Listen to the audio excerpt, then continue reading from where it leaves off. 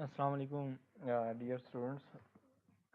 Last time हमने last class में जो हमारी मंडे को क्लास हुई थी हमने उसमें कंट्रोल अकाउंट्स स्टार्ट किए थे और control accounts sales ledger control account और परचेज लेजर कंट्रोल अकाउंट हमने प्रिपेयर किए थे। ठीक है, उसके कुछ क्वेश्चंस किए थे हमने और उसके कॉन्सेप्ट्स को अंडरस्टैंड किया था। अब्बास रजा, आपका क्वेश्चन है कि सर क्या कंट्रोल अकाउंट्स लेजर अकाउंट्स के साथ ही बनाते हैं या पीरियड के एंड पे? देखें, कंट्रोल अकाउंट बेसिकली इस वजह से बनता है, उसकी रीज़न ये होती है कि आपने जब सेल्स लेजर बना लिया कंप्लीट, उसमें सारे इंडिविजुअल जितने आपके कस्टमर्स थे उनके अकाउंट टी अकाउंट्स बना लिए और एंड पे आपने उनका बैलेंस निकाल लिया। अब उस बैलेंस को वेरीफाई करने के लिए कि क्या ये बैलेंस जो है इसका टोटल वो सही है या गलत है, तो आप उसको क्या करेंगे, उसके लिए आप सेल्स लेजर कंट्रोल अकाउंट बनाएंगे। सेल्स लेजर कंट्रोल अकाउंट बाद में बनता है, वो इसलिए फिर बनाया जाता है कि वो कंपैरिजन कर सकें कि क्या वाकई जो बैलेंस बनाया हमने, बैलेंस कैलकुलेट किया है सेल्स लेजर का, वो सही है या रॉन्ग है। ठीक है, वो इस वजह से होता है। और इसलिए डेफिनेटली वो बाद में बनेगा, पहले नहीं बनेगा। ठीक है, अगर कोई एरर होगा, इससे आपको क्या पता चलेगा, फॉर एग्जांपल आपके जो सेल्स लेजर में जो इंडिविजुअल टी अकाउंट्स हैं कस्टमर के, उनका जो बैलेंस टोटल आ रहा है वो फॉर एग्जांपल $10 लाख आ रहा है, तो आप जब कंट्रोल अकाउंट बनाएंगे तो उसका भी वो आपके पास $10 लाख यानी कि 1 मिलियन होना चाहिए। ठीक है, अगर वो उतना नहीं है तो इसका मतलब है देयर इज सम डिफरेंस। ठीक है, कोई एरर भी हो सकता है, कोई मिस्टेक हो सकती है, ठीक है, कुछ भी हो सकता है। तो उसके लिए आप क्या करते हैं, फिर उसको डिटेक्ट करते हैं, एरर को लोकेट करने के लिए भी ये यूज़ होता है। तो जब एरर आपको लोकेट हो जाता है तो फिर आप उसके लिए आगे फर्दर फाइंडिंग्स करते हैं कि वो एरर कौन से अकाउंट में है, कहाँ पर आपने एरर किया। ठीक है, उसके बाद आता है आपका क्वेश्चन है कि सर रिफंड टू कस्टमर की एंट्री क्या पास होगी?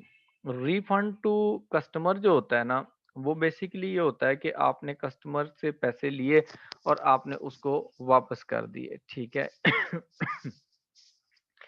यहाँ मैं आपको रिफंड टू कस्टमर की एंट्री करवा रहा हूँ। रिफंड टू कस्टमर, आपने कस्टमर को पैसे वापस दे दिए। अच्छा, जब आप कस्टमर को पैसे वापस करेंगे, for example you are making payment by using a cheque, तो डेफिनेटली आपके पास जो क्रेडिट होगा वो क्या होगा, बैंक अकाउंट, क्योंकि बैंक एक एसेट है। जब आप चेक देंगे आपके अकाउंट में से पैसे विदड्रॉ हो जाएंगे तो आपका एसेट डिक्रीज हो जाएगा, तो डिक्रीज इन एसेट जो होता है वो क्रेडिट होता है। तो बैंक अकाउंट क्या होगा, वो क्या हो जाएगा, क्रेडिट हो जाएगा। देन डेबिट की बात आती है, तो डेबिट में भी हम डबल एंट्री सिस्टम अगर फॉलो करते हैं तो डेबिट में भी तो कुछ आना चाहिए।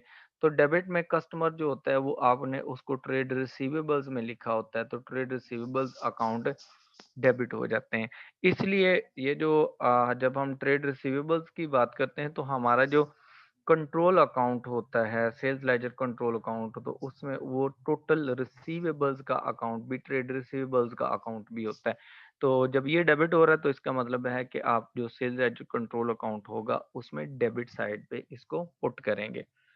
अच्छा, उसके बाद थर्ड है आपका क्वेश्चन के sir interest to loan payment की एंट्री क्या होगी? अच्छा, ये तो इंटरेस्ट टू लोन की एंट्री है, इंटरेस्ट ऑन लोन। ठीक है, जब आप पेमेंट करते हैं इसके लिए तो आपके पास जो डेफिनेटली इसमें भी क्या होगा, इंटरेस्ट आपका एक्सपेंस है, तो इंटरेस्ट एक्सपेंस अकाउंट डेबिट हो जाएगा आपका। जब भी आपका एक्सपेंस इंक्रीज होता है आप उसे क्या करते हैं, डेबिट करते हैं।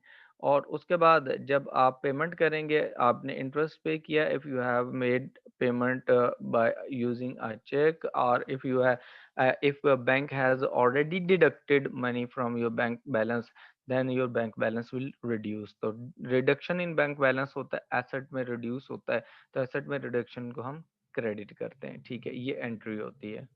इज दैट क्लियर बस?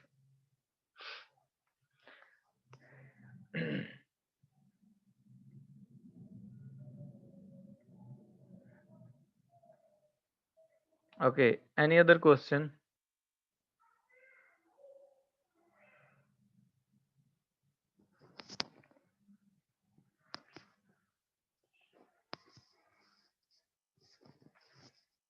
उजाला, आपका क्वेश्चन है, टाइप करें।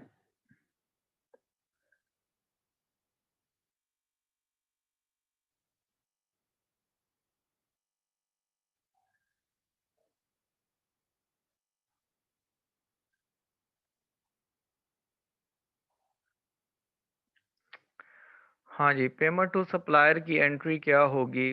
ठीक है। उजाला, आपका क्वेश्चन है ये, मैं यहाँ लिख रहा हूँ कि payment to supplier, what will be the journal entry for payment to supplier? Payment to supplier, जब आप सप्लायर को पेमेंट करते हैं तो सप्लायर जो है बेसिकली वो आपके ट्रेड पेबल्स होते हैं। जब आप पेमेंट करेंगे ट्रेड पेबल्स को तो ट्रेड पेबल्स रिड्यूस हो जाते हैं। तो लाइबिलिटी रिड्यूस होती है तो हम उसको डेबिट करते हैं। डेबिट हम करते हैं trade payables account. Trade payables account इसलिए डेबिट करते हैं because this is reduction in liability. ठीक है।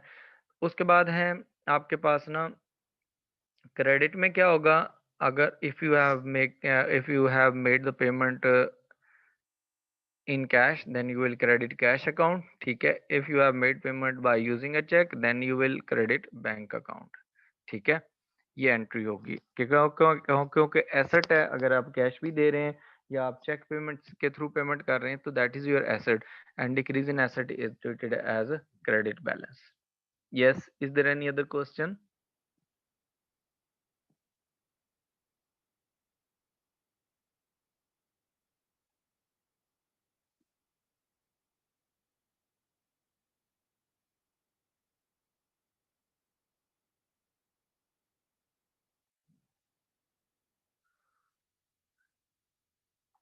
हाँ जी उजाला, ये क्लियर है। अब्बास, आपको भी क्लियर है जो आपने पूछा था?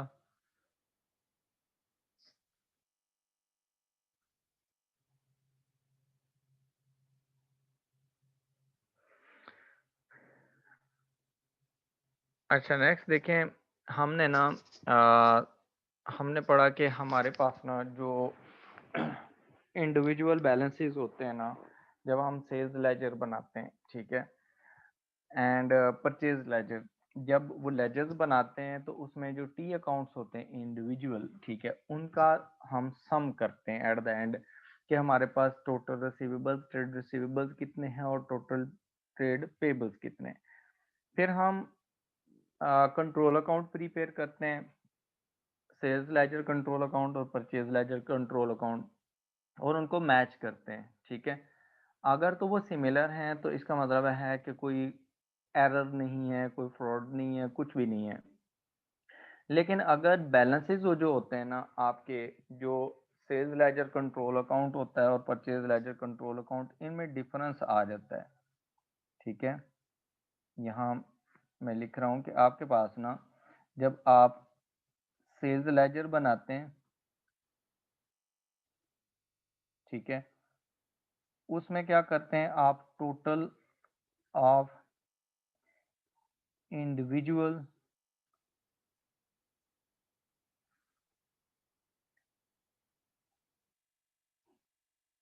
क्रेडिट कस्टमर्स अकाउंट,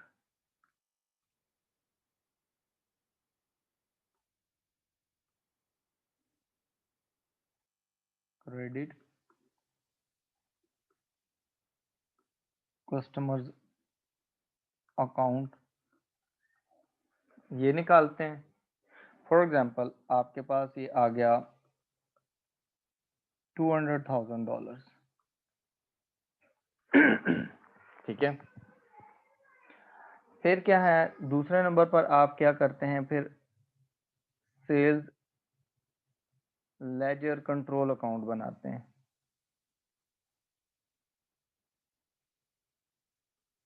जब आपने ये परचेज प्रिपेयर किया तो इसमें भी जो बैलेंस आया वो आपका $200,000 शो हो रहा है।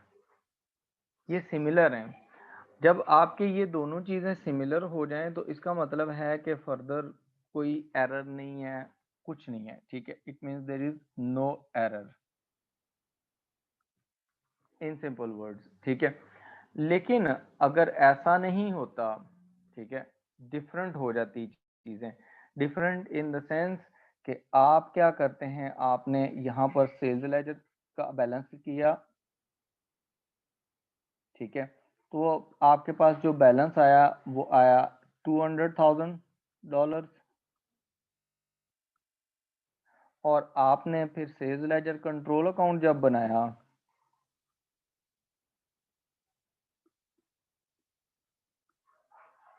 ठीक है, तो उसमें बैलेंस आपका, फॉर एग्जांपल जो बैलेंस है वो बैलेंस आपका आ गया $190,000, ठीक है। अब आपके पास ना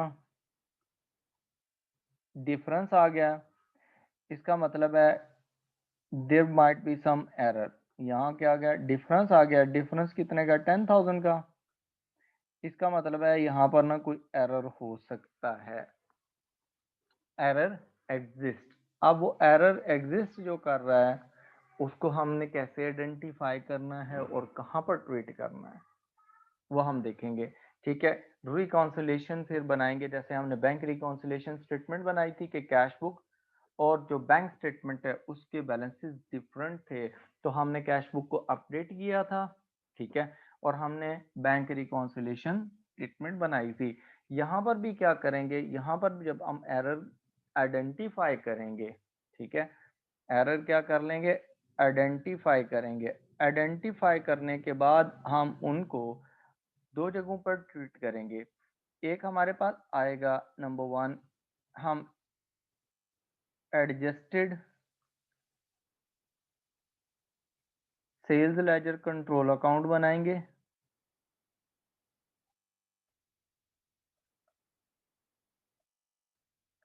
ठीक है, और दूसरे नंबर पर हम रिकॉन्सिलेशन करेंगे।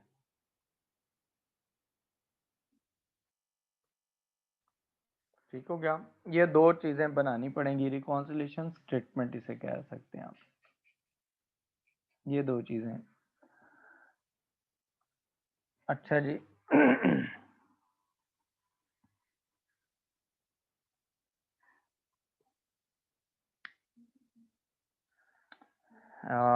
उजाला, आपका क्वेश्चन है कि क्या ये amount sales ledger control account का ओपनिंग बैलेंस होगा?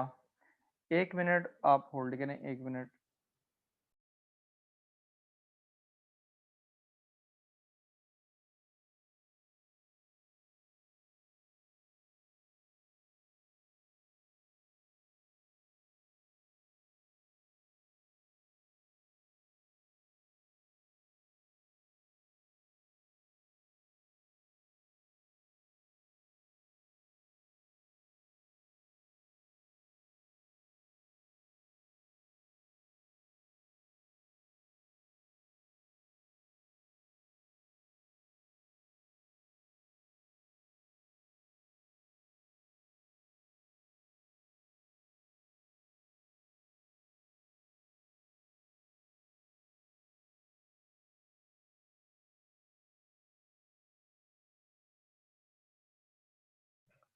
सॉरी, अच्छा, ये जो मुझे समझ नहीं आई उजाला, आपका जो क्वेश्चन है, क्या ये अमाउंट से लेजर कंट्रोल अकाउंट का ओपनिंग बैलेंस होगा?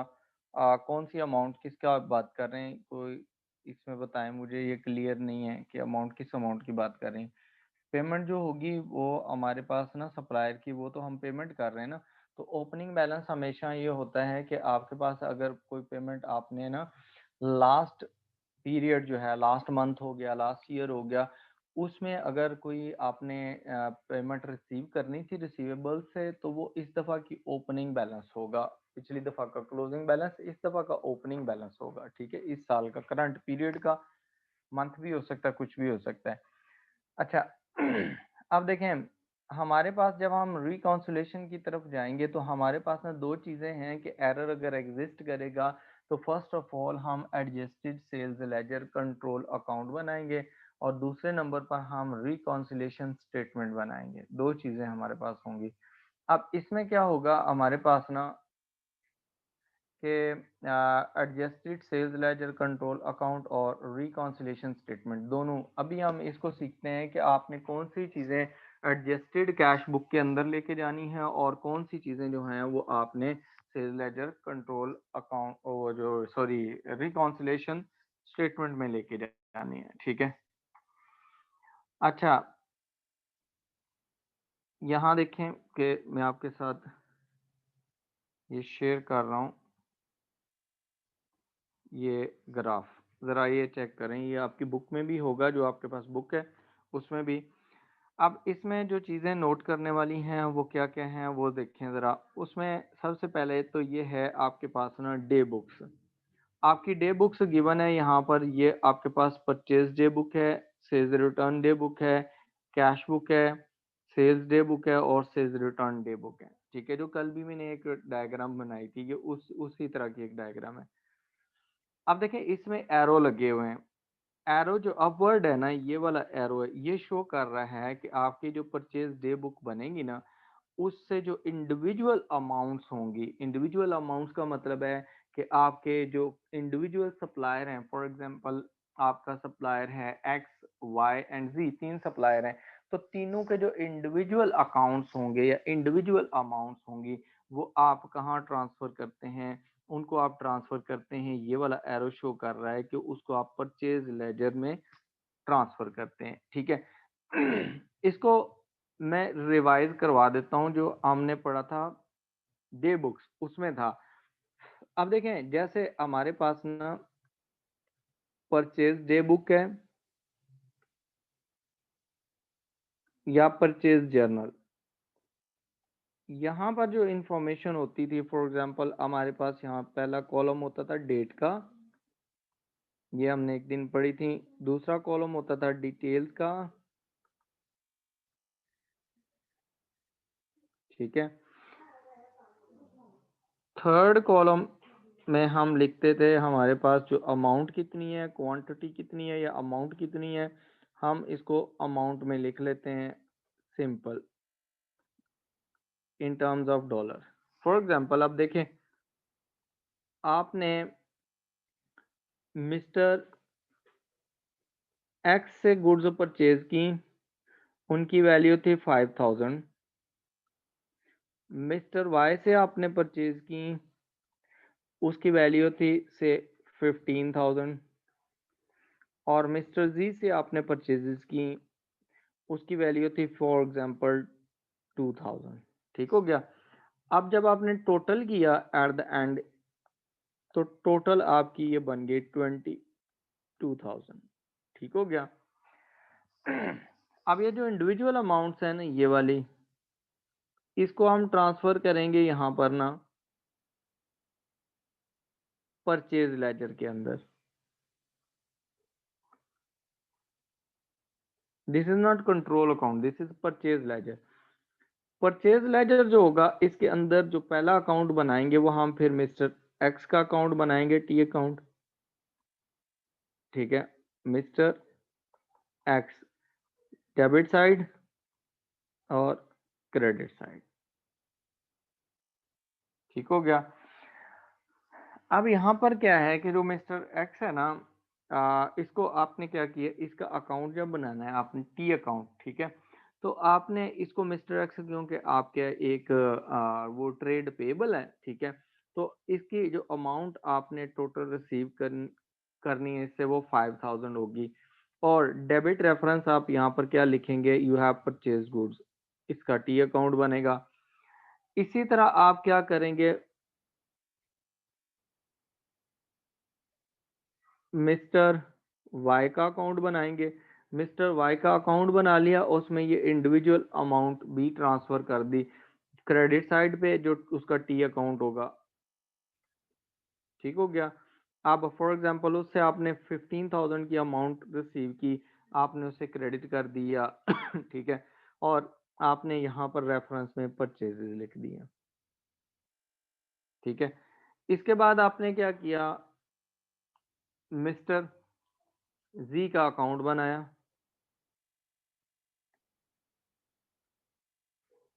T account. वो कितने, मिस्टर जी का 2000 का, 2000 से क्रेडिट कर दिया। और आपने यहाँ पर रेफरेंस, डेबिट रेफरेंस में इसको परचेजेस लिख दी। ठीक हो गया, यहाँ तक क्लियर है। अब देखें, ये हमने बनाया परचेज लेजर। फिर हमारे पास ना जो टोटल बैलेंस होगा, ये वाला टोटल बैलेंस, ठीक है। इसके जब हम एक तो परचेजेस बनाते हैं, परचेज जो जनरल लेजर बनेगा, परचेज लेजर बना, जनरल लेजर।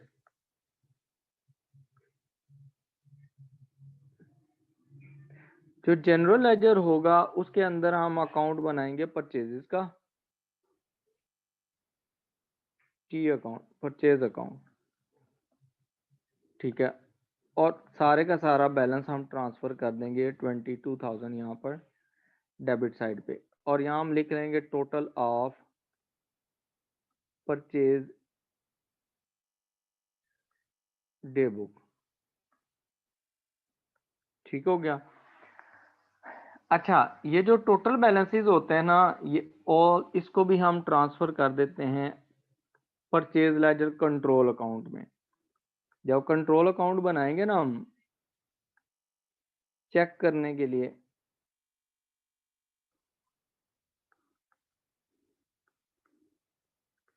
तो उसमें परचेज लेजर कंट्रोल अकाउंट जब बनेगा तो उसमें क्या करेंगे, डेबिट साइड होगी, क्रेडिट साइड होगी।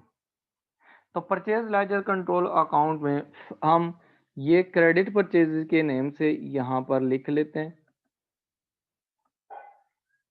क्रेडिट साइड पे कितनी अमाउंट है इसकी, 22,000, ठीक है। ये आपके आ गया 22,000, ठीक हो गया। अब देखें जो टोटल बैलेंसेस है ना, ये यहाँ ट्रांसफर हो रहे हैं, और यहाँ पर ना हमारे पास बुक्स, आप प्राइम एंट्री में सोर्स बुक कौन सी है, यानी कि कहाँ से ये डाटा आपने लिया है, ये आपने परचेज डे बुक में से लिया है, या परचेज जर्नल भी से कहते हैं, उसमें से आपने ये डाटा यहाँ पर कंट्रोल अकाउंट में ट्रांसफर किया। टोटल ट्रांसफर होते हैं कंट्रोल अकाउंट में। इसी तरह आप जब सेल्स का अकाउंट बनाएंगे, सेल्स डे बुक बनाएंगे, उसमें जो इंडिविजुअल अकाउंट्स हैं वो आपके ट्रांसफर हो जाते हैं सेल्स लेजर में, इंडिविजुअल अकाउंट बन जाते हैं, और जो टोटल होता है वो आपके जो लेजर है, दूसरा लेजर, वो उसमें जो सेल्स का अकाउंट बनेगा वहां चले जाएंगे। और जब हम कंट्रोल अकाउंट बनाएंगे सेल्स लेजर कंट्रोल अकाउंट, तो आपके ये वही amount sales ledger control account में डेबिट साइड पे चली जाएगी, टोटल वाली, ठीक हो गया। ये जो टोटल अमाउंट है ये हमने यहाँ पर भी ट्रांसफर किया है, दो जगह पर हमने ट्रांसफर किया। तो कंट्रोल अकाउंट का पर्पस हम ये लेजर का पार्ट नहीं है, ये हम सेपरेट बनाते हैं वेरीफाई करने के लिए।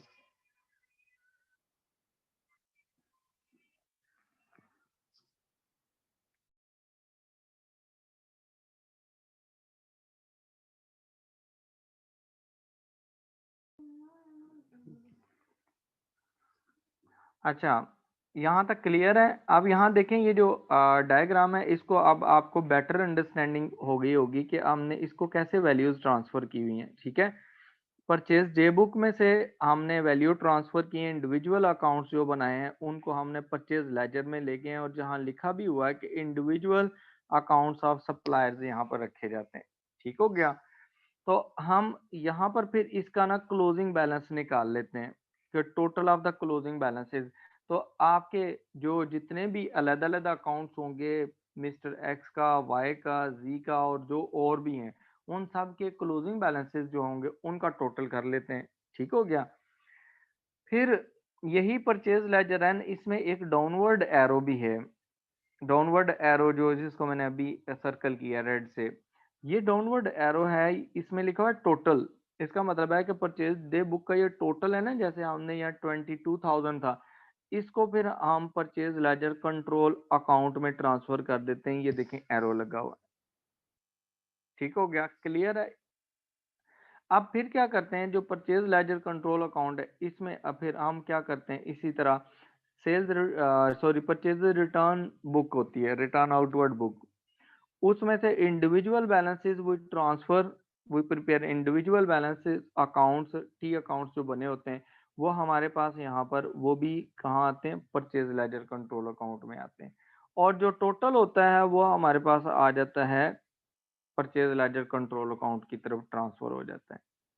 इसी तरह कैश बुक में जो सप्लायर्स जो है ना, कैश बुक है उसमें जो सप्लायर्स को आप पेमेंट करते हैं, अपवर्ड एरो शो कर रहा है कि उसमें जो इंडिविजुअल अकाउंट्स हैं उसमें हम अमाउंट शो करते हैं पहले, और फिर हमारे पास वही अमाउंट चली जाती है परचेज लेजर के अकाउंट में, सी अकाउंट में। ठीक है, अब यहाँ देखें, जैसे कि आप देखें कि आप परचेज लेजर कंट्रोल अकाउंट बना रहे हैं ना अगर, तो यहाँ पर आप क्या करते हैं, आप कहते हैं कि जी हम ये फॉर एग्जांपल परचेज लेजर बना रहे हैं, मिस्टर एक्स का अकाउंट है, मिस्टर एक्स को हमने पेमेंट किया है, तो पेमेंट हमारे पास यहाँ पर डेबिट साइड पे आ जाएगी। कितनी अमाउंट, फॉर एग्जांपल 5000 की गुड्स ली थी, उसमें से 3000 हमने पे कर दिया।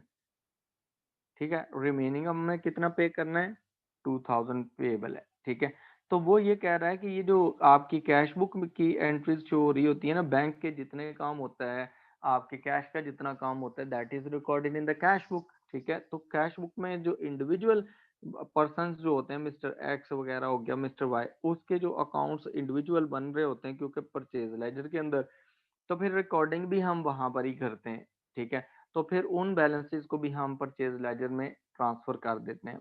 ठीक है, जबकि टोटल जो अमाउंट होती है ना, वो टोटल हम ट्रांसफर करते हैं कहाँ पर, टोटल अमाउंट जो होती है इसकी परचेज लेजर्स की,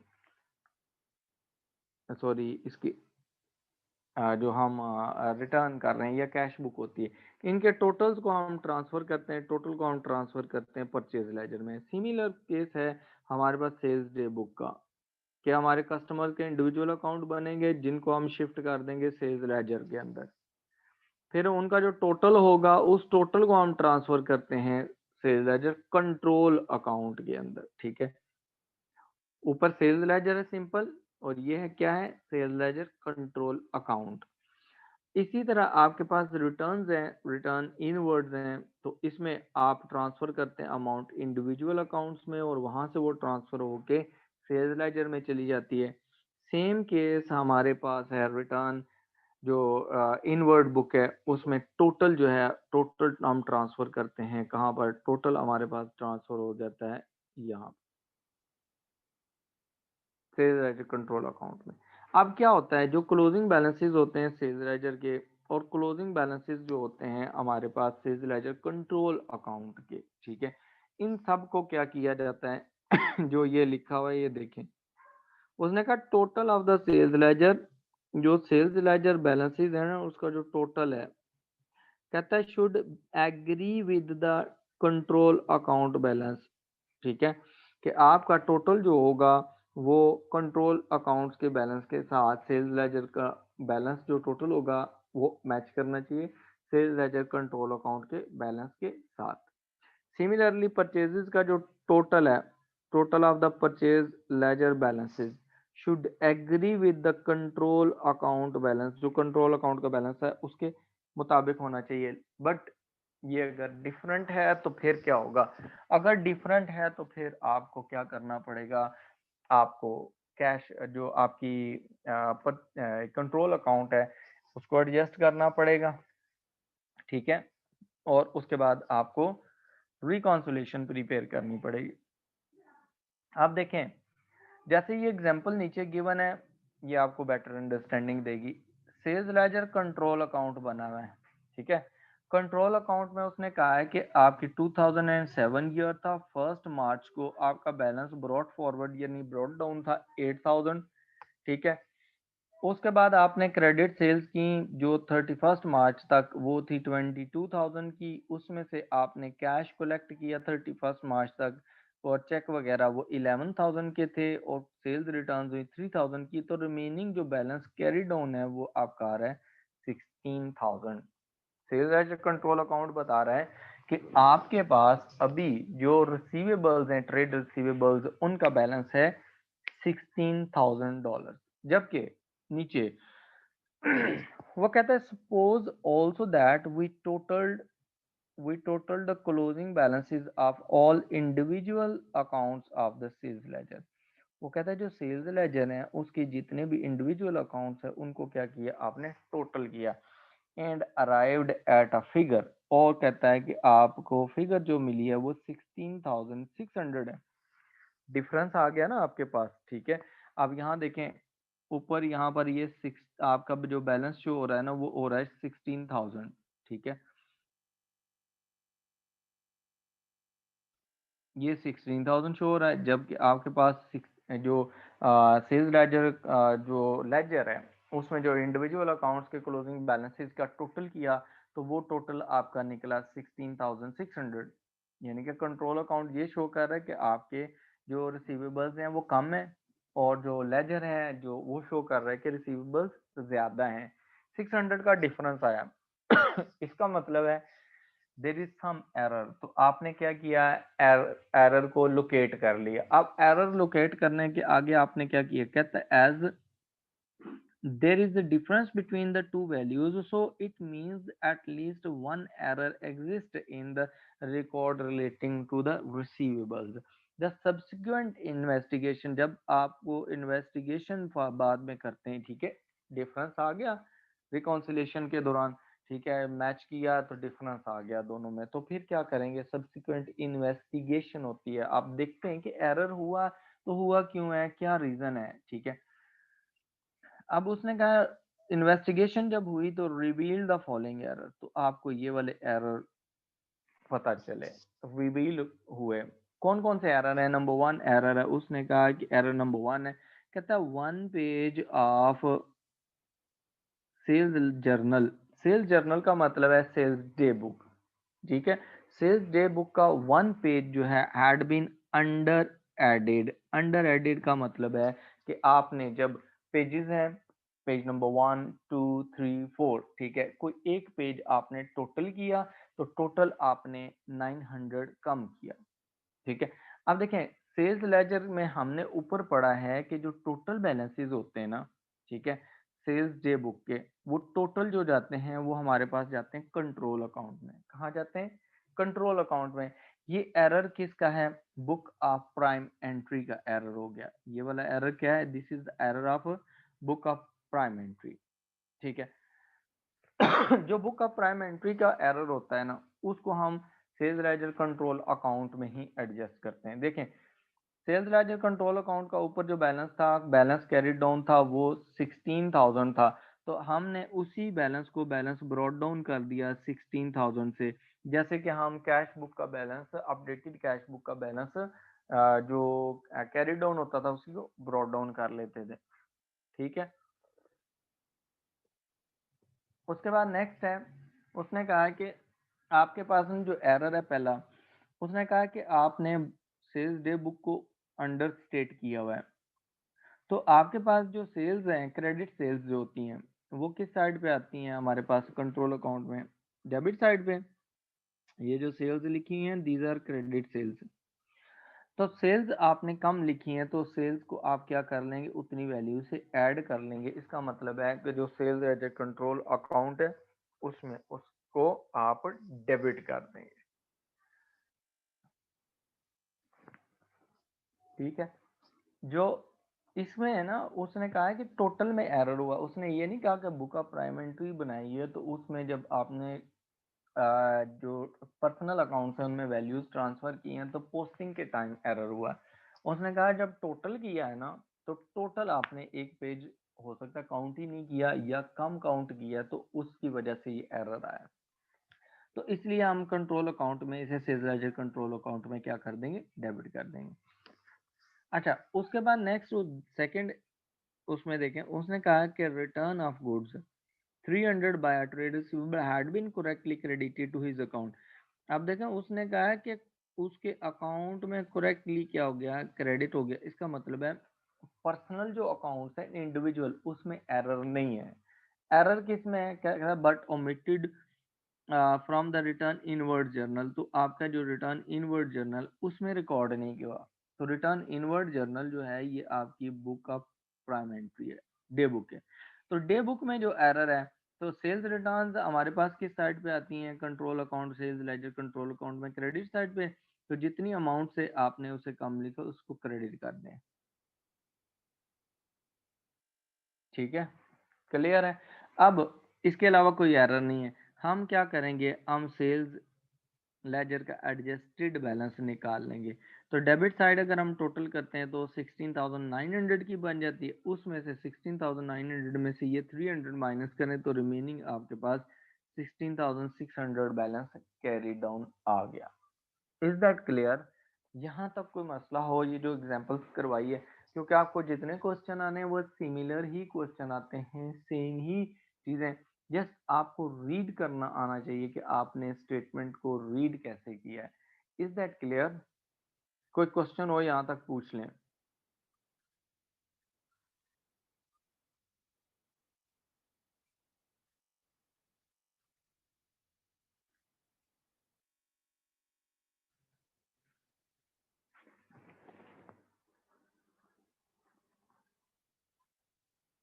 मुर्तजा परचेजेस क्रेडिट नहीं हो रही, बेसिकली परचेजेस की जो एंट्री होती है ना, वो ये एंट्री होती है कि डेबिट हमारे पास आते हैं परचेजेस,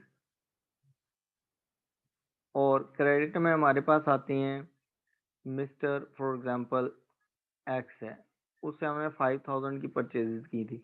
जब हम लेजर्स बनाते हैं ना टी अकाउंट, तो मिस्टर एक्स का जब हम अकाउंट बनाएंगे तो मिस्टर एक्स का अकाउंट, ये टी अकाउंट हमने बनाया हुआ है लेजर में, ये वाला, उसमें देखें वो 5,000 से क्रेडिट हो रही है, हमने क्रेडिट साइड पे अमाउंट भी ट्रांसफर कर दी। लेकिन जो डेबिट रेफरेंस है वो हमारे पास है परचेजेस, कि ये क्रेडिट हो रहा है अकाउंट मिस्टर एक्स का, तो क्यों हो रहा है? आपने उससे क्या नॉन करंट एसेट परचेज की है, कोई सर्विसेज ली है क्या? तो आपने गुड्स परचेज की हैं, तो परचेजेस ऑपोजिट रेफरेंस होता है, परचेजेस क्रेडिट नहीं हो रही।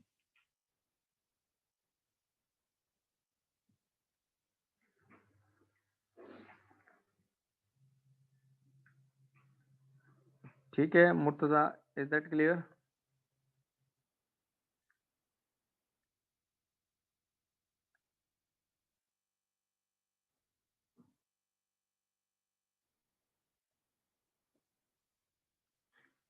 हाँ जी, कोई और क्वेश्चन यहाँ तक क्लियर है ये?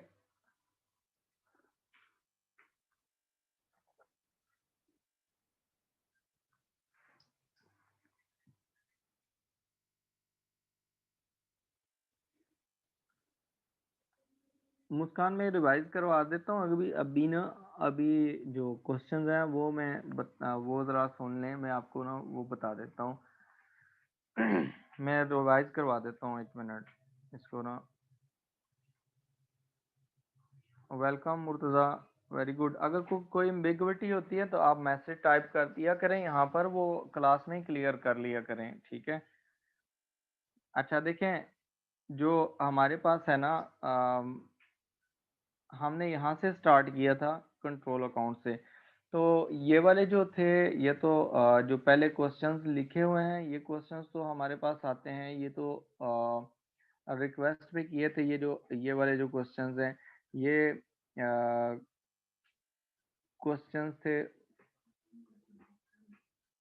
फ्रॉम स्टूडेंट्स, ठीक है?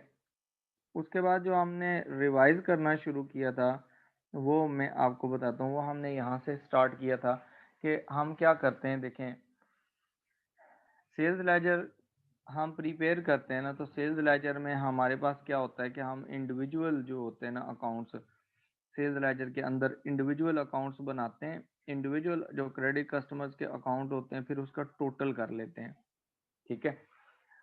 फॉर एग्जांपल वो हमारे पास टोटल आया, वो हमारे पास आया 2 लाख, मतलब क्लोजिंग बैलेंस इसे कह लें, ठीक है?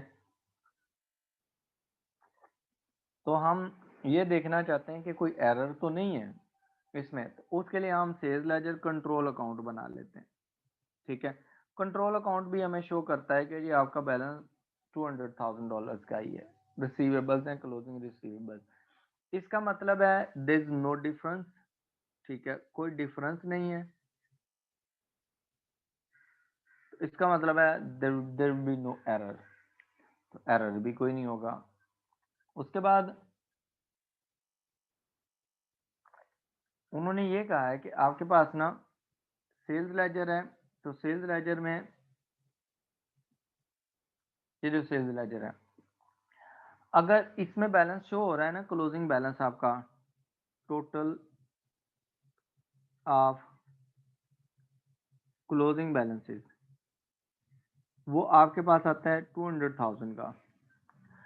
लेकिन आपके पास जो सेल्स लेजर कंट्रोल अकाउंट है, उसका जो क्लोजिंग बैलेंस है वो शो करता है, वो कहता है जब आप बैलेंस कैरी डाउन निकालते हैं 190,000, डिफरेंस आ गया है, डिफरेंस ऑफ $10,000 डिफरेंस आ गया। इसका मतलब है कि एक error, at least one error exist, ठीक है, एटलीस्ट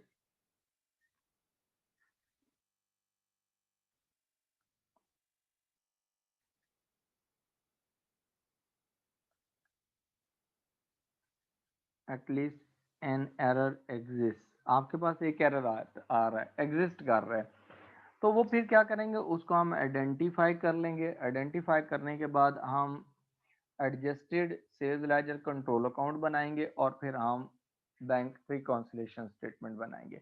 अभी हमने adjusted sales ledger control account बनाया, तो ये तब बनेगा व्हेन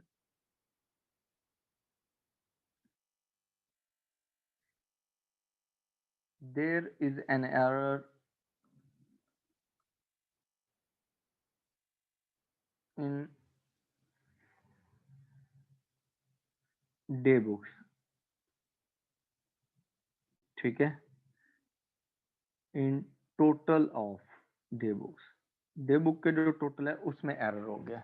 जैसे हमने एक एरर पढ़ा कि पेज जो था वो आपने सेल्स लेजर का कम कर दिया, तो इसका मतलब है आपने सेल्स अंडरस्टेट की हुई हैं, तो कंट्रोल अकाउंट में वो डेबिट साइड पे आती हैं, क्रेडिट सेल्स, तो उसमें जाके डेबिट साइड पे आती हैं, तो डेबिट साइड हम पे हम उसको लिख लेंगे।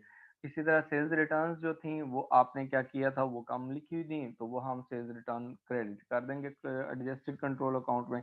तो जब हम इसको वहां पर क्रेडिट कर देंगे तो बाद में हम, हमारे दो ही एरर है, तो हम इसको क्लोज कर देंगे, तो हमारे पास ये adjusted sales ledger control account आ गया।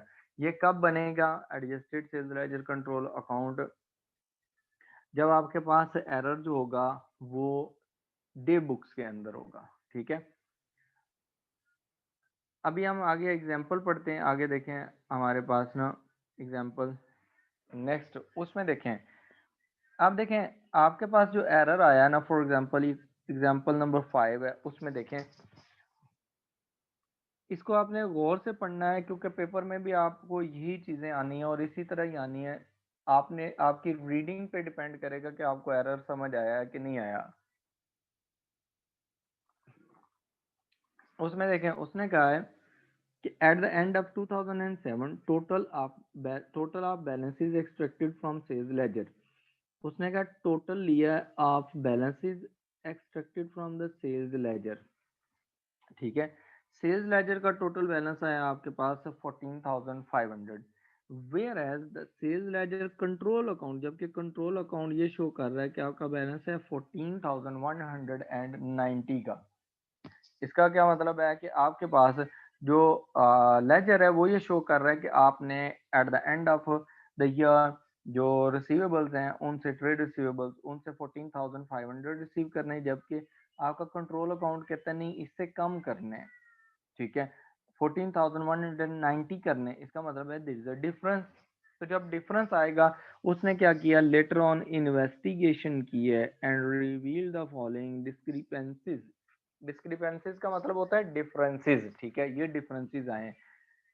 पहला डिफरेंस उसने क्या बताया, उसने कहा goods sold to Ahmed for 325, कितने की चीजें सेल की अहमद को, 325 were correctly recorded in the sales day book. इसका मतलब है कि जो आपकी सेल्स डे बुक है उसमें तो एरर है ही नहीं। इसका जब एरर सेल्स डे बुक में नहीं है तो इसका मतलब है कि आपके जो कंट्रोल अकाउंट है वो एडजस्ट नहीं होगा। बट उसने कहा posted to the Ahmed account, लेकिन जब आपने पोस्टिंग की है ना अहमद के अकाउंट में जाके, वो की है 235 की। हुआ क्या है ये देखें, मैं यहाँ पर ना इसके सिनेरियो को, एग्जाम्पल नंबर जो 5 है उसको समझा रहा हूँ, इसको समझ लें पहले, फिर आपको ये समझ आ जाएगी बेटर।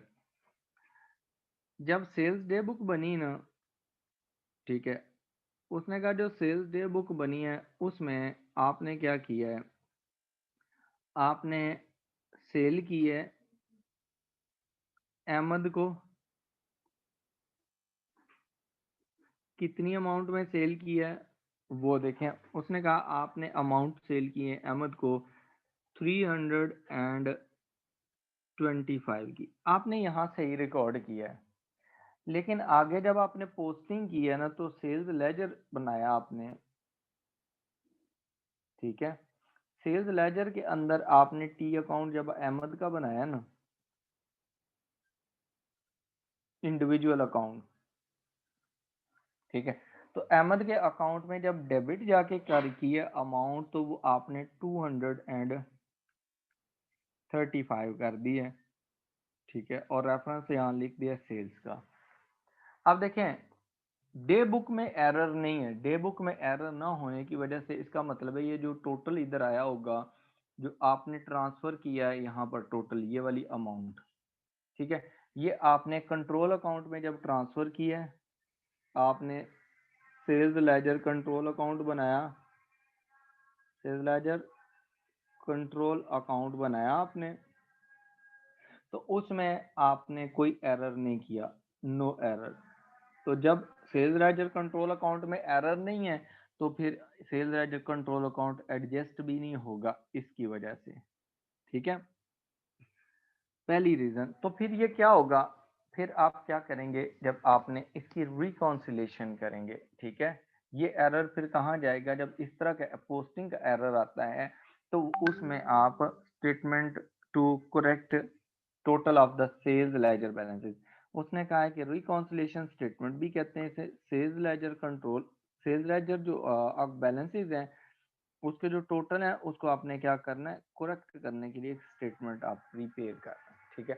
तो हम जब बैलेंसेस हम यहाँ पर लेंगे तो बैलेंस किसका लेना है, आपने बैलेंस स्टार्ट करना है सेल्स लेजर का।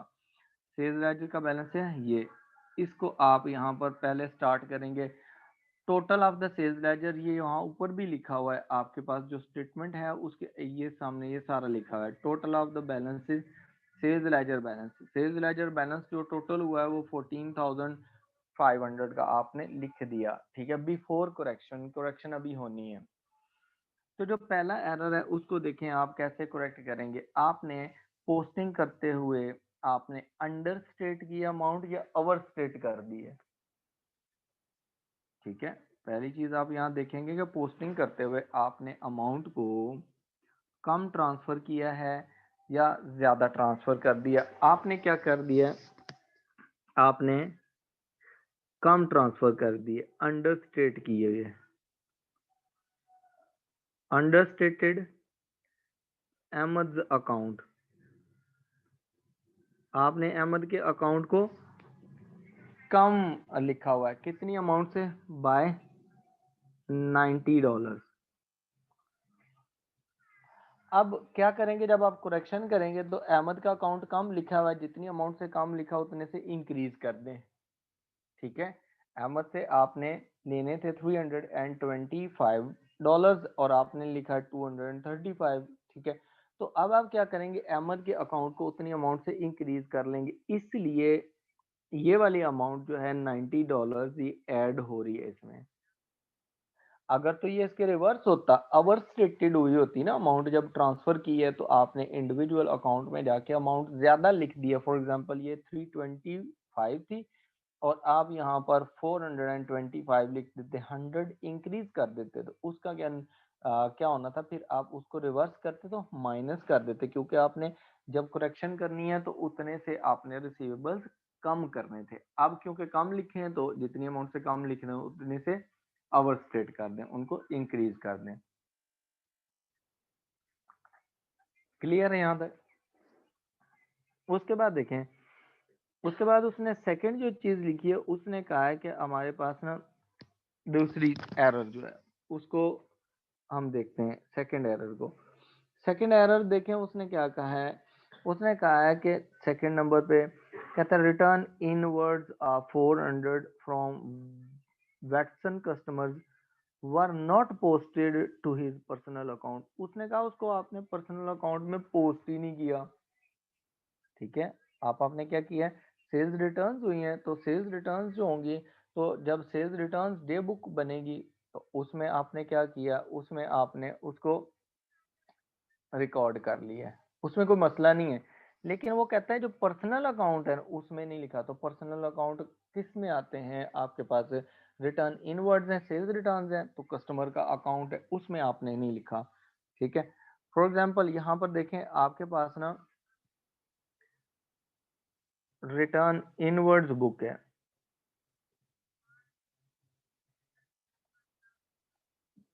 जो रिटर्न इनवर्ड्स बुक है ना डे बुक, उसमें आपने इसको रिकॉर्ड किया है।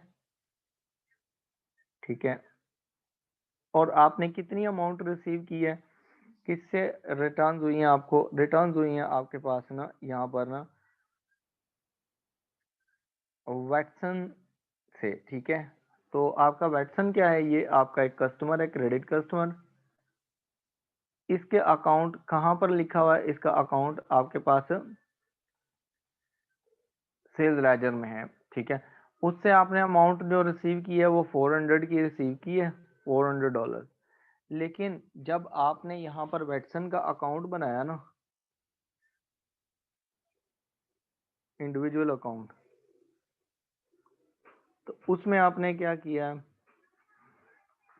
उसमें आपने इसके लिए अब देखें वेटसन का अकाउंट से रिटर्न्स है, तो ये वाली जो रिटर्न्स हैं आपके पास, इसको जब आप पोस्ट करेंगे, ठीक है, उसने कहा है इसको आपने पोस्ट किया ही नहीं बिल्कुल। ठीक है, इसको क्या किया आपने?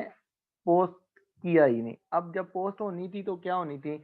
अब वेटसन का अकाउंट में सेल्स रिटर्न्स वैसे तो क्रेडिट होती हैं जब, लेकिन यहाँ ट्रांसफर करनी थी, इसके अकाउंट में डेबिट आ जानी थी, क्योंकि आपका रिसीवेबल उतने से कम हो जाना था। 400 डेबिट साइड पे आनी थी, और यहाँ पर आपने रिटर्न इनवर्ड्स का रेफरेंस दे देना था।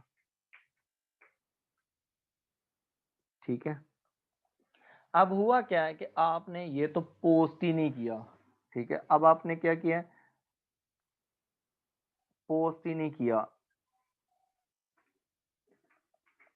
ओमिटेड टू रिकॉर्ड, यानी कि ओमिट का मतलब होता है कि आप भूल गए। Omitted to post, omitted to post to Watson account. तो आपके पास जब रिटर्न्स होंगी तो ठीक है, जब आप सेल्स करेंगे तो उस टाइम तो वो उसके अकाउंट में क्रेडिट, ओ सॉरी, इसको क्रेडिट करना था, मैंने डेबिट साइड पे लिख दिया 400, ये क्रेडिट साइड पे आएगी।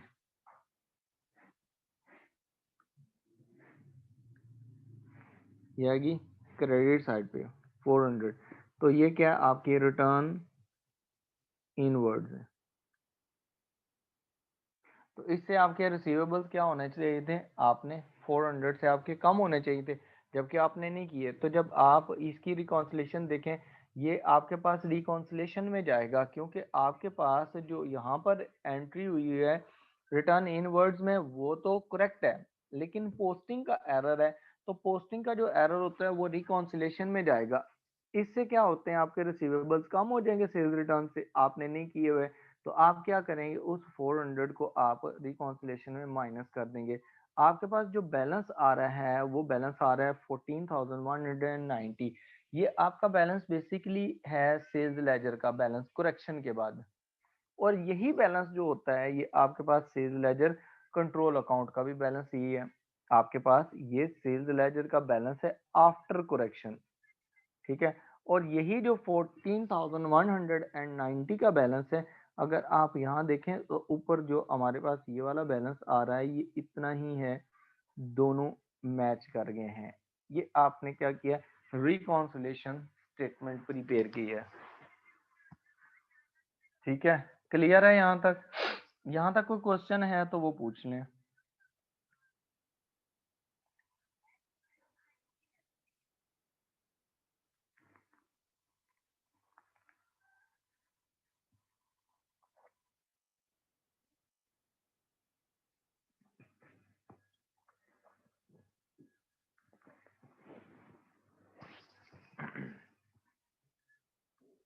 ठीक है, अब यहाँ देखें, जो पीछे हम कंट्रोल अकाउंट में पहले हम पढ़ रहे थे, तो हमारे पास रिकॉन्सिलेशन स्टेटमेंट कब बनेगी?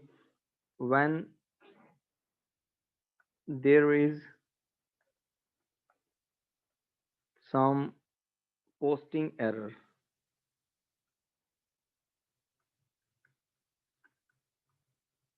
आपका एरर कौन सा है? पोस्टिंग के टाइम आपका एरर हुआ है, तो आपने पोस्ट करते हुए लेजर्स में उस टाइम इंडिविजुअल अकाउंट्स में एरर कर दिया है। ठीक है, तो अब यहाँ तक क्लियर है आपको? इसमें कोई क्वेश्चन हो, जिस किसी को एम्बिग्युइटी है वो पूछ ले, क्योंकि आगे जितने क्वेश्चंस होने हैं वो ऑलमोस्ट सेम क्वेश्चंस हैं।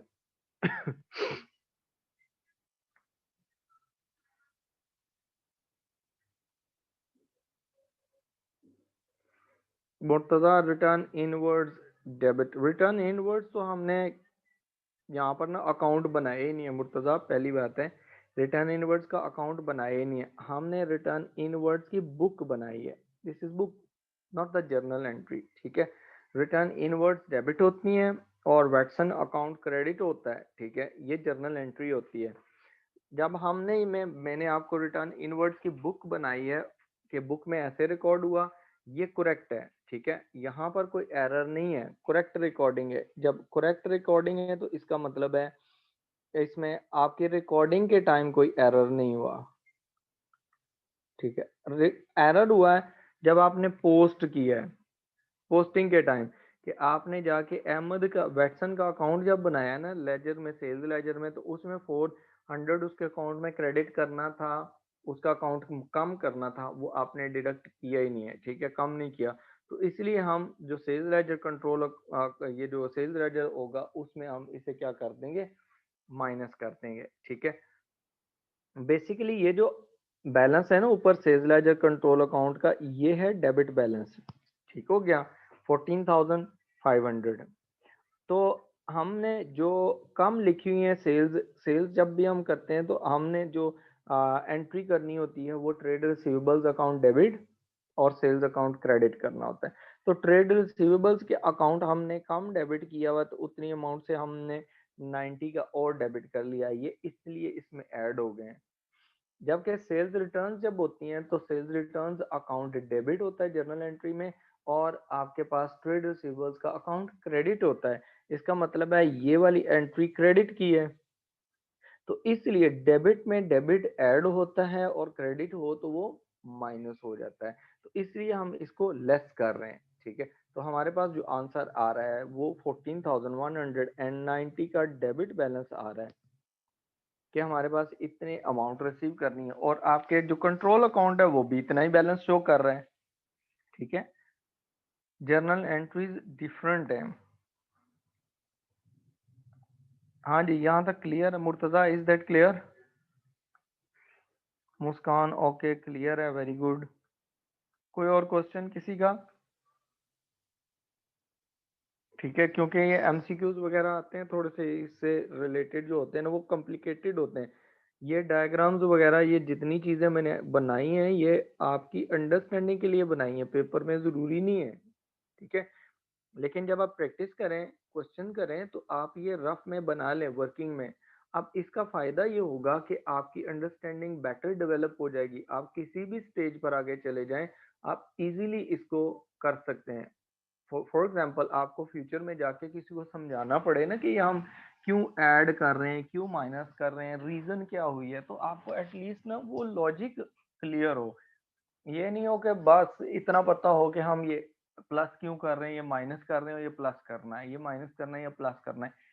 This is not accounting. आप खाली प्लस और माइनस सीखें, आप ये सीखें कि ये अगर हम प्लस कर रहे हैं तो इसके पीछे रीजन क्या है। ठीक है, अगर हम इसको माइनस कर रहे हैं तो रीजन क्या है, एरर किस जगह पे आया है। ठीक है, क्योंकि आप फ्यूचर में जब ऑडिटर बनेंगे, ऑडिट करने जाएंगे, ठीक है, तो आपने ये सारी चीजें देखनी है। तो जब आपको उसकी अंडरस्टैंडिंग ही नहीं होगी बेसिक लेवल पे कि कौन सी चीज कहाँ जाके हमने एरर लोकेट करना है, कहाँ जाके हमने इसको चेक करना है, तो फिर आपके लिए मुश्किल हो जाएगा। अगर आपने अकाउंटिंग इस तरीके से पढ़ी हुई है ना कि आपके लॉजिक्स क्लियर हैं, तो आई थिंक सो कि जब आप ऑडिट का पेपर आगे पढ़ेंगे तो वो भी आपके लिए बड़ा इजी सा होगा। फिर जब आप प्रैक्टिकल लाइफ में ऑडिट में जाएंगे तो वो फिर भी आपके लिए बड़ा इजी होगा।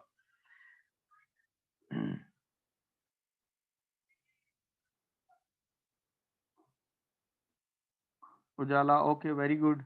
अच्छा, एग्जाम्पल नंबर देखें हमारे पास ना 6 है। अब इसमें 5 एडजस्टमेंट्स गिवन है, 5 एडजस्टमेंट्स। अब वो क्या है, अब देखें, अब मिक्स करके उसने क्वेश्चन दिया। पहले उसने अंडरस्टैंडिंग के लिए फर्स्ट एग्जांपल दी कि हमारे पास अगर एरर सिर्फ और सिर्फ किस में है, सेल्स डे बुक में है, सॉरी डे बुक्स के अंदर आपके एरर्स हैं, तो वो एरर टोटल का वो हमारा कंट्रोल अकाउंट में जाएगा, तो कंट्रोल अकाउंट में एडजस्टमेंट हो जाएगी। But if there is an error of posting, कि आपने इंडिविजुअली जब बैलेंस पोस्ट किया है तो तभी गलत कर दिया है, ठीक है, तो पोस्टिंग के टाइम जो एरर होगा, अगर आपने इंडिविजुअली अकाउंट गलत किए हैं तो वो आपके पास रिकॉन्सिलेशन बन जाएगी। अब ये जो क्वेश्चन आ रहा है इसमें मिक्स आ गया है, ठीक है। इसमें एक मजे की बात ये आएगी कि आपने फॉर एग्जांपल ये जो आपने एरर किया ना, जैसे ये जो क्वेश्चन एग्जांपल नंबर 5 था, इसमें एक जो सेकंड एरर था कि आपने रिटर्न इनवर्ड्स बुक में सही लिख दिया, लेकिन जो पर्सनल अकाउंट था उसमें आपने ट्रांसफर नहीं किया अमाउंट, ठीक है। अब वो पर्सनल अकाउंट में पोस्ट ना करने की वजह से आपका क्या हो गया, उसमें आपने सिर्फ और सिर्फ उसको वहां पर जाके रिकॉन्सिलेशन स्टेटमेंट में जाके उसको करेक्ट कर रिकंसाइल कर दिया, ठीक है। अब समटाइम्स ऐसा होता है, जैसे आपने जैसे सेल्स हुई हैं तो आपने कंप्लीटली ओमिट कर दिए, रिकॉर्ड ही नहीं किया। पोस्ट करना तो दूर की बात है, आपने रिकॉर्ड ही नहीं किया। तो ऐसी सूरत में देखें कि आपकी sales day book for example है, तो आपने सेल्स डे बुक में क्रेडिट सेल्स की है, आपने 10,000 की, और वो उसको रिकॉर्ड ही नहीं किया। तो उससे क्या होगा, एक तो सेल्स डे बुक आपकी अंडरस्टेटेड है। सेल्स डे बुक अंडरस्टेटेड है, इसका मतलब है आपका टोटल भी अंडरस्टेटेड है। अगर टोटल अंडरस्टेटेड है तो आपका कंट्रोल अकाउंट भी कम लिखी हुई है अमाउंट, तो वो एरर जाके कहाँ पर आप उसको सही करेंगे, एडजस्टेड जो अकाउंट होगा sales as a control account, उसमें वो ठीक हो जाएगा, उसमें जाके आप उसको डेबिट कर देंगे। अच्छा, जब आपने रिकॉर्ड नहीं किया तो डेफिनेटली आपने उसकी पोस्टिंग भी नहीं की। जब पोस्टिंग नहीं की तो इसका मतलब है कि आपके पास जो इंडिविजुअल अकाउंट्स हैं वो भी अंडरस्टेटेड हैं, तो वो एरर जो फिर होगा वो रिकॉन्सिलेशन स्टेटमेंट के अंदर भी जाएगा, दो जगह पे इम्पैक्ट करेगा, ठीक है। जैसे इसमें हम देखते हैं, इसमें आगे जो हम क्वेश्चंस करेंगे उसमें आ जाएंगे। देखें, जैसे एक एग्जांपल 6 में उसने कहा है कि आपके पास ना ABC limited uses control account to check the accuracy of the trade receivables and trade payables. देखें, ये पर्पस लिखा हुआ है कि आपके पास ना, आपका पर्पस क्या होता है कंट्रोल अकाउंट प्रिपेयर करने का। उसने कहा कंट्रोल अकाउंट यूज होते हैं आपके ट्रेड रिसीवेबल और पेबल्स की एक्यूरेसी को चेक करने के लिए। फिर दूसरा पर्पस होता है एरर्स को लोकेट करना, ठीक है। कहता है कि as shown the sales and purchase ledgers, the sales ledger control account prepared for the, अब sales ledger control account का बैलेंस उसने बताया पहली चीज, for the year ending 31st December 2006 showed a balance of 276,500। Control account कितना show कर रहा है, sales ledger control account balance 276,500। इसका मतलब है कि आपने रिसीवेबल से इतनी अमाउंट रिसीव करनी है, ट्रेड रिसीवेबल से, ठीक हो गया।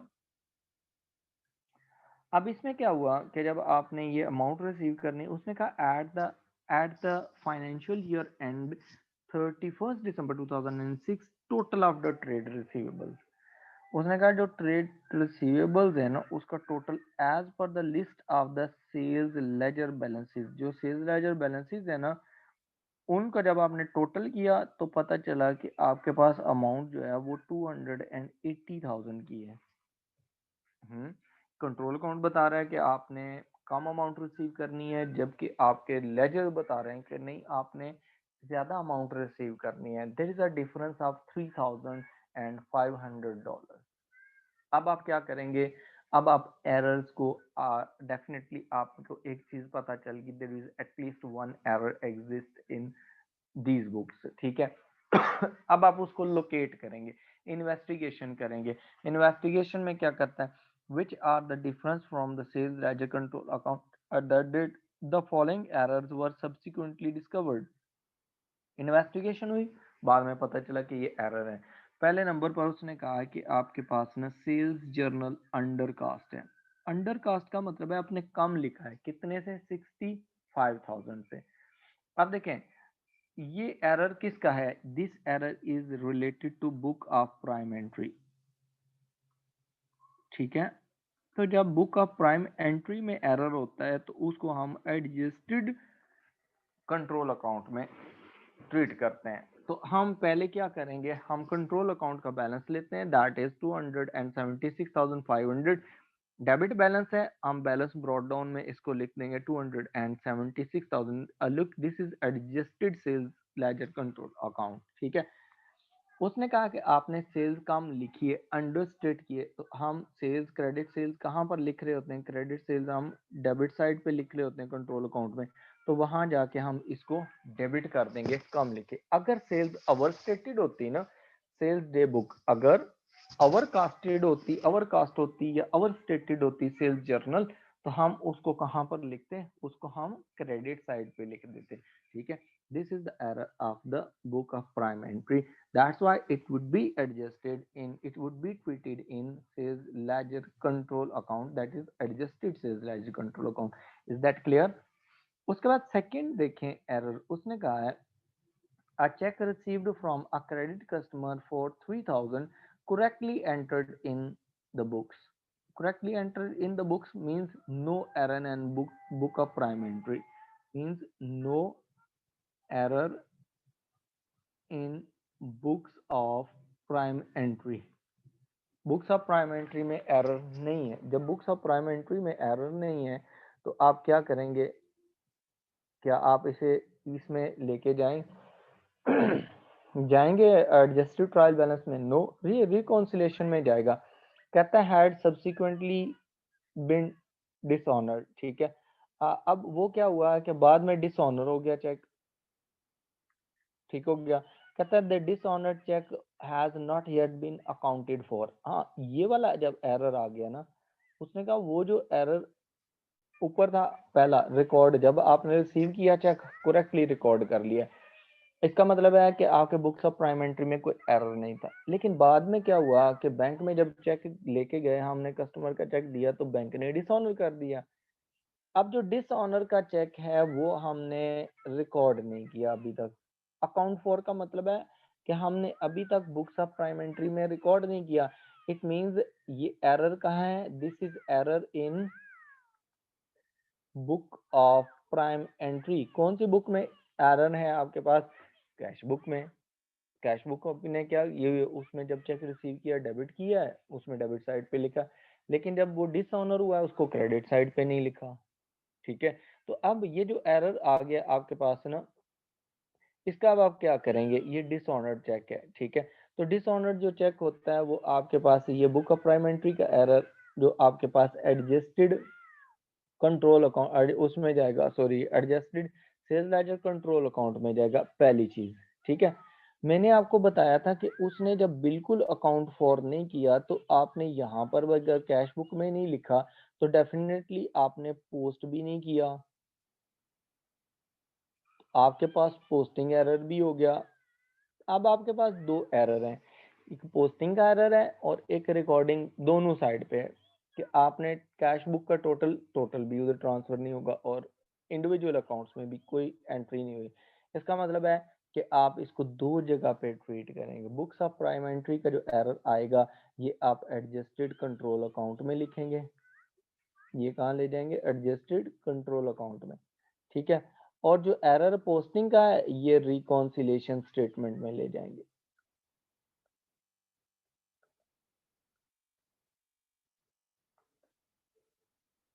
ठीक हो गया अच्छा, अब देखें जब चेक डिसऑनर होता है ना, तो डिसऑनर जब चेक होगा, क्वेश्चन नंबर है आपकी एग्जांपल है, एग्जांपल नंबर 6 है। तो डिसऑनर चेक जब होता है तो आपके पास जो एंट्री होती है वो क्या होती है? आपका बैंक अकाउंट क्रेडिट हो जाता है। ठीक है, और ट्रेड रिसीवेबल्स का अकाउंट डेबिट हो जाएगा। ठीक हो गया, इसका मतलब है कि आपके ट्रेड रिसीवेबल्स इंक्रीज हो रहे हैं और आपका ये जो बैंक बैलेंस का ये है कम हो रहा है। एसेट, एक एसेट इंक्रीज हो रहा है, एक डिक्रीज हो रहा है। अब आप यहाँ पर जब एंट्री करेंगे ना इसमें adjusted sales ledger control account में, तो डिसऑनर्ड चेक उसमें डेबिट साइड पे आते हैं, वो आप लिख लेंगे। ठीक हो गया। अब जब आप जाएंगे वहां पर आपके पास जो क्या नाम है इसका, रिकॉन्सिलेशन स्टेटमेंट है, उसमें भी आप इसको ये ट्रीट कर रहे हैं, दो जगह पे इसकी ट्रीटमेंट हो रही है। अब दो जगह पे ट्रीटमेंट में क्या है कि आपका ट्रेड रिसीवेबल अकाउंट दोबारा से डेबिट हो रहा है। ठीक है, ट्रेड रिसीवेबल अकाउंट क्या हो रहा है, दोबारा से डेबिट हो रहा है, जैसे ये। तो इस वजह से आपका ये क्या हो जाएगा, वहां पर भी ऐड हो जाएगा, दो जगह पे जाकर ट्रीटमेंट होगी। ठीक हो गया। अब यहाँ देखें, आपके पास जो सेल्स लेजर का बैलेंस है ना बिफोर करेक्शन, वो भी दिया हुआ है, तो वो 280 गिवन है, तो वो भी तो डेबिट बैलेंस है। अगर क्रेडिट होता तो वो बता देता। ठीक है, अगर नहीं बताया हो तो इसका मतलब है डेबिट बैलेंस है। तो ये ऊपर वाली 280 भी डेबिट बैलेंस है और 3000 भी डेबिट है, तो उसका मतलब है ये दोनों ऐड हो रहे हैं, इस वजह से हम इसे ऐड कर रहे हैं इसमें। उसके बाद जो थर्ड एरर है उसमें देखें। ठीक है, अब ये जो हमारे पास एरर आया है ना ऊपर सेकंड वाला, ये ऑल टुगेदर हमने रिकॉर्डिंग नहीं की, इसलिए ये दो जगह पे ट्वीट हुआ है। ठीक है, थर्ड है, उसने कहा क्रेडिट सेल्स ऑफ 33,400। ठीक है, to L Brown had been correctly recorded in the sales day book but not posted to L Brown in the sales ledger. उसने कहा कि आपके पास सेल्स डे बुक में कोई एरर नहीं है, इसका मतलब है कि हम एडजस्टेड कंट्रोल अकाउंट में इसे नहीं लेके जाएंगे। लेकिन उसने कहा है कि आपने क्या किया, but not posted to L Brown account in the sales ledger, जो सेल्स लेजर में एल ब्राउन का अकाउंट बनाया है उसमें आपने उसको रिकॉर्ड नहीं किया। ठीक है, अब जब आप इंडिविजुअल अकाउंट बनाते तो वहां जाके आप डेबिट करते हैं ना उसको, जब सेल्स होती हैं। ठीक है, तो अब आप देखें, जब इसकी एंट्री क्या होगी, इसकी एंट्री ये होगी कि आपके पास सेल्स की है आपने, ये आपके पास सेकंड की थी एंट्री, थर्ड,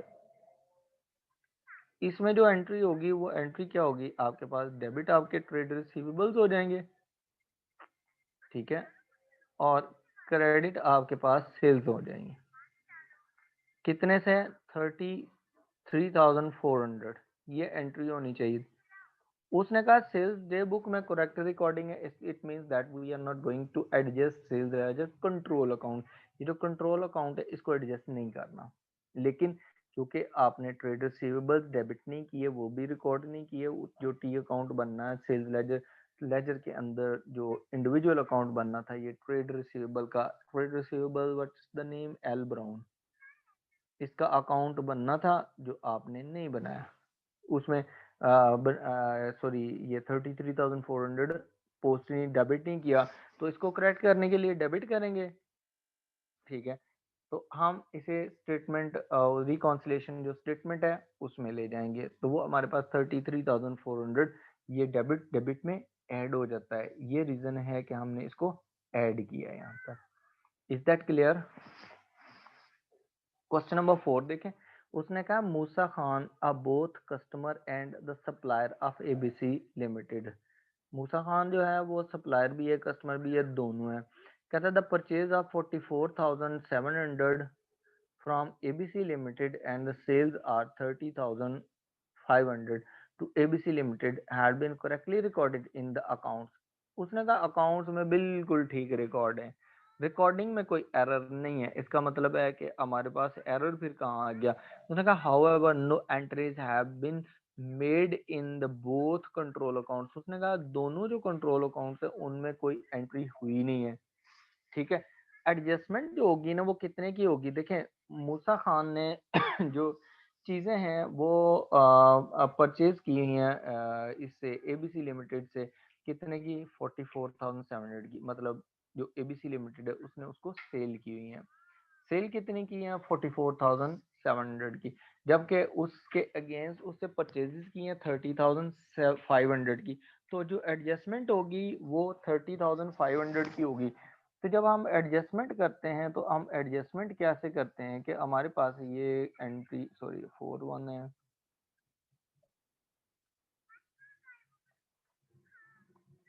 ये फोर्थ है। तो हम क्या करते हैं, डेबिट में ट्रेड पेबल्स डेबिट करते हैं। ट्रेड पेबल्स कहाँ लिखे होते हैं जी, परचेज लेजर कंट्रोल अकाउंट में। Purchase ledger control account, purchase ledger control account में ये लिखे होते हैं। और क्रेडिट हम करते हैं ट्रेड रिसीवेबल्स। ट्रेड रिसीवेबल्स कहाँ लिखे होते हैं हमारे पास, सेल्स लेजर कंट्रोल अकाउंट में। उसने कहा इसमें इन दोनों में रिकॉर्डिंग नहीं है। इसका मतलब है कि आपके पास में जब आपने इनकी रिकॉर्डिंग यहाँ पर नहीं की तो आप सेल्स लेजर कंट्रोल अकाउंट में इसकी रिकॉर्डिंग करेंगे।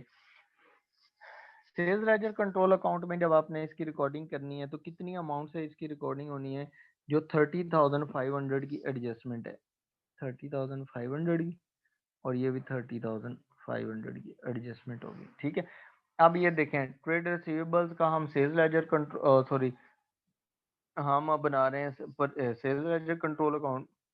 Sales ledger control account credit हो रहा है जो हमने नहीं किया, तो सेल्स लेजर कंट्रोल अकाउंट में क्रेडिट साइड पे हम जाके ये कॉन्ट्रा एंट्री डाल देंगे।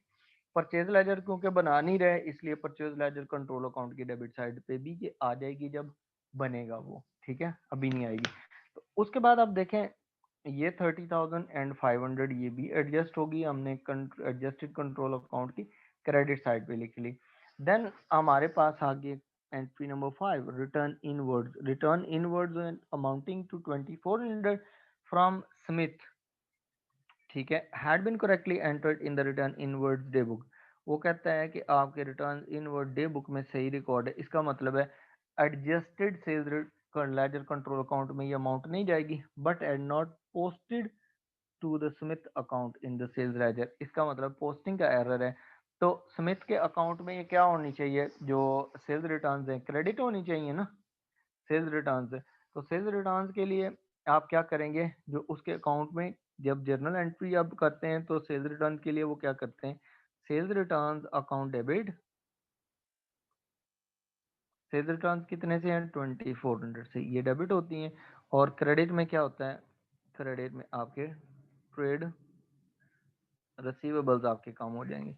ट्रेड रिसीवेबल्स आपका कौन सा है यहाँ पर, स्मिथ। ठीक है, 2400 से ये क्रेडिट होना चाहिए। तो देखें ट्रेड रिसीवेबल्स का अकाउंट क्रेडिट हो रहा है, लेकिन क्योंकि डे बुक का एरर नहीं है इसलिए एडजस्टेड उसमें नहीं जाएगा, सेल्स लेजर कंट्रोल अकाउंट में नहीं जाएगा, ये एरर जाएगा यहाँ पर नीचे स्टेटमेंट में। जो स्टेटमेंट में एरर जाएगा तो ये क्रेडिट हो रहा है। ठीक है, तो क्रेडिट हमारे पास क्या होगा, यहाँ पर स्टेटमेंट में लिखते हैं क्रेडिट। ठीक है, जो लिखा हुआ है। अब देखें जो ऊपर बैलेंसेस है ना, बैलेंस ऊपर जो सेल्स लेजर का बैलेंस है ना, कि आपके पास 280,000 का, वो डेबिट है, जबकि ये सेल्स रिटर्न क्रेडिट हो रही हैं। जब यहाँ पर क्रेडिट होंगी इसलिए हम इसको माइनस करते हैं और दूसरी डेबिट डेबिट वैल्यूज को ऐड कर लेते हैं। तो हमारे पास जो बैलेंस आएगा ना, इसको एडजस्ट करने के बाद 280,000 plus 33,400 plus 3000 and then minus 2400, जो ये बैलेंस बचेगा ये आपके पास शो करेगा कि आपके पास जो सेल्स लेजर है उसमें कितने पैसे होने चाहिए, सेल्स लेजर का अकाउंट जो है सेल्स लेजर। और यही बैलेंस जो होगा ये आपके पास सेल्स लेजर कंट्रोल अकाउंट का बैलेंस भी होना चाहिए, जो कि हमारे पास सेल्स लेजर कंट्रोल अकाउंट का बैलेंस भी शो कर रहा है 214,000। अब ये रिकंसाइल करके आपस में एक दूसरे से मैच करेंगे।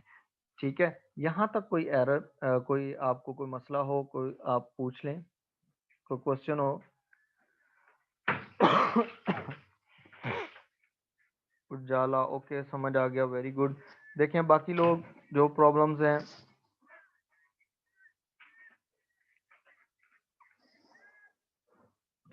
ठीक है।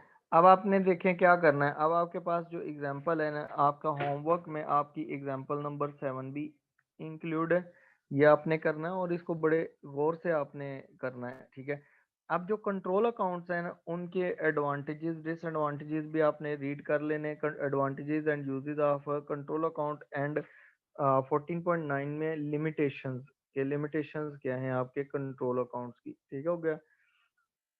अच्छा, उसके बाद अगर आप यहाँ पर क्वेश्चंस में आए तो जो हमने क्वेश्चंस डिस्कस किए हैं सिमिलर क्वेश्चंस आपके पास हैं।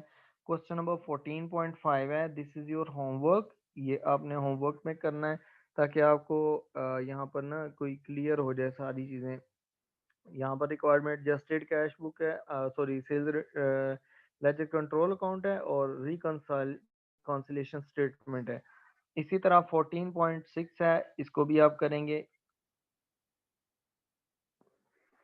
ठीक हो गया।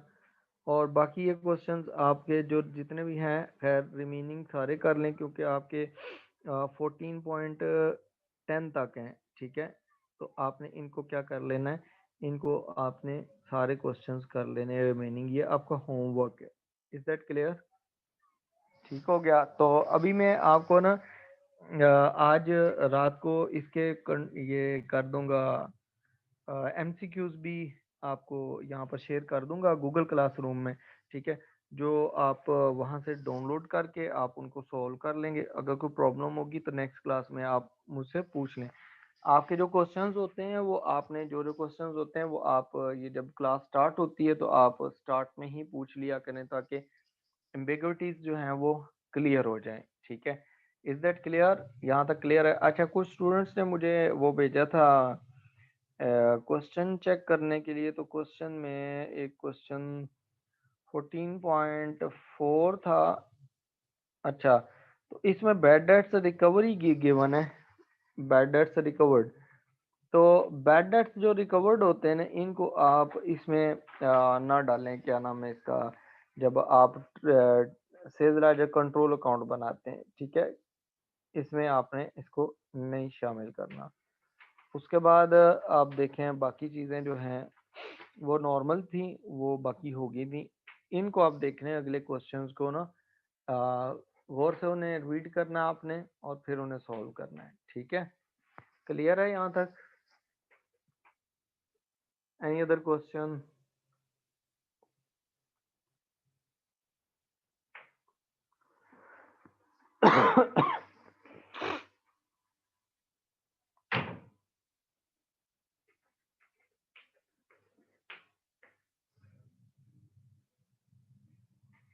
ओके, कोई क्वेश्चन नहीं है, चलें। अच्छा है, आप लोगों को क्लियर हो गया है। चलें फिर इंशाल्लाह नेक्स्ट क्लास में मुलाकात होती है। तब तक के लिए अल्लाह हाफिज़। तो ये मैं आपको शेयर कर दूंगा, ये आज का लेक्चर है। ओके, अल्लाह हाफिज़।